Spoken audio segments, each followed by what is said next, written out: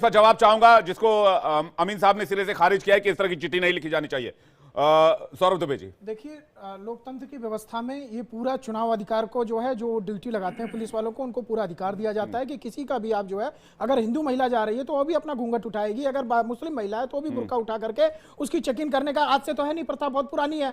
लेकिन अभी जो समाजवादी पार्टी के प्रवक्ता कह रहे थे, मैं बताना चाहता हूं कि आदरणीय अखिलेश यादव जी आपके वही नेता हैं कि जब मुस्लिम महिला की अस्मिता को जो है वो कुछ गुंडे, कुछ बदमाश, अयोध्या का जो है वो बदमाश जो है वो अस्मिता लूटने का प्रयास करता है, तो उसको संरक्षण देने का काम अखिलेश यादव की सरकार करती है और स्वयं अखिलेश यादव खड़े हो जाते हैं। जब मुजफ्फरनगर दंगों की आड़ में जल रहा था, जब वहां मुस्लिम महिलाएं और हिंदू महिलाएं दोनों से रेप हो रहा था, तब अखिलेश यादव जी यहाँ पर सफाई में बैठ के नाच गाना देख रहे थे। और जब इस पर अभी इसको इन कठमुल्ले को बोलिए पहले, जो यहाँ पे कठमुल्ले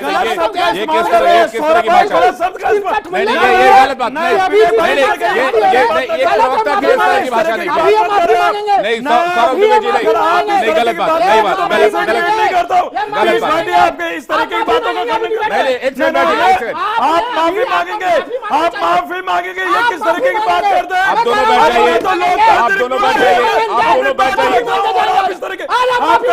किस तरीके से? अरे मेरा ये संवैधानिक अधिकार है और आप मेरी मुस्लिम महिला को अरे आप टॉपिक पर रहिए, आप लोग टॉपिक पर रहिए। की बात करें, किस बात पे? अरे भाई साहब किस बात पे माफी? एक नहीं इस तरह की बात, आपको कोई आता नहीं क्या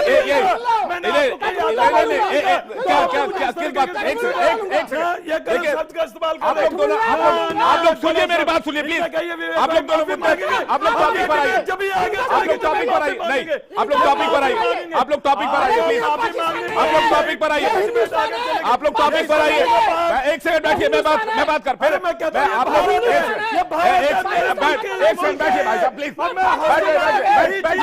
अरे बैठिए, ये पाकिस्तान, देखिए बैठ जाइए, देखिए बैठ जाइए प्लीज। मैं फिर से कह रहा हूँ इस तरह की भाषा का इस्तेमाल मत कीजिए प्लीज। माफी मांगेंगे, माफी मांगेंगे, इस तरह की बात ना करें। नहीं एक सेकंड, आप क्यों इस तरह किसी को आप माफी मांगेंगे, बैठ जाइए प्लीज, बैठ जाइए। मैं आप ही के पास आ रहा हूँ, बैठिए मेरी बात सुनिए मेरी बात।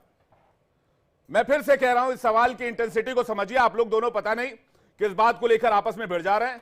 नहीं, ये सवाल बहुत गंभीर है, आप समझिए इस बात को। क्या बोलेंगे मुझे? पुलिस वाले क्या बोलेंगे? ये कह रहे हैं माफी मांगनी चाहिए इस तरह के बयान देने से। संविधान इनके हिसाब से चलेगा। सुनिए, पुलिस वाले अपनी ड्यूटी करेंगे। नाजिम खान, एक सेकंड, नाजिम खान, मैं नाजिम खान जी के पास जा रहा हूं। तजाकिस्तान में बुर्का पहन है, एक सेकंड रुक जाइए, 75,000 का जुर्माना रुक जाइए है। एक सेकंड। अरे मुल्क संविधान से चलता भाई, ये मुल्क संविधान से चलता है और आर्टिकल 25 हम लोगों को परमिशन देता है कि हम अपने रिलीजियस को मानने की, और आप हम पे इस तरीके का मामला थोपना चाहते हैं। भाई ये ब्रिटिश हुकूमत नहीं है, ब्रिटिश हुकूमत को हमने कब्जा भगा दिया।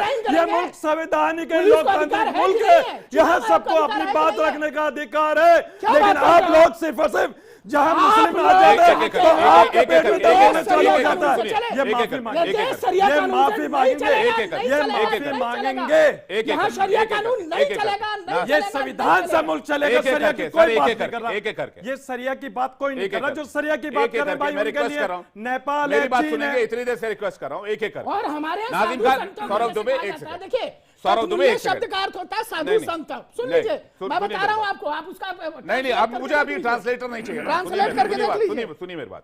संबंधित नाजिम खान, मैंने कहावत कही कि नुक्ते के हेरफेर से खुदा जुदा हो जाता है। यहां बात नियमों के पालन करने की है, यहां बात किसी भी धर्म संप्रदाय से छेड़छाड़ की नहीं है, बात नियम के पालन की है। आप मुझे बस इतना समझा दीजिए एक लाइन में कि किसी की आइडेंटिटी क्रॉस चेक कैसे होगी।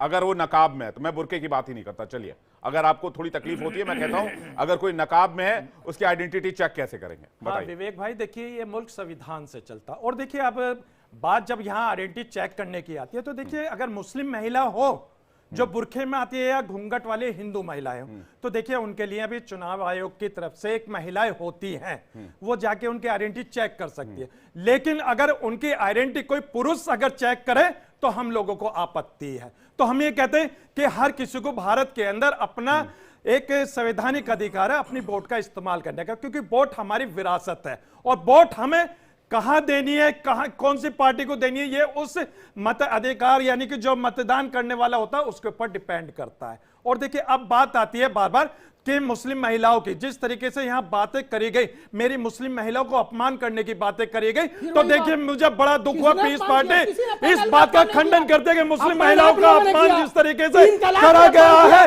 वह बिल्कुल गलत है।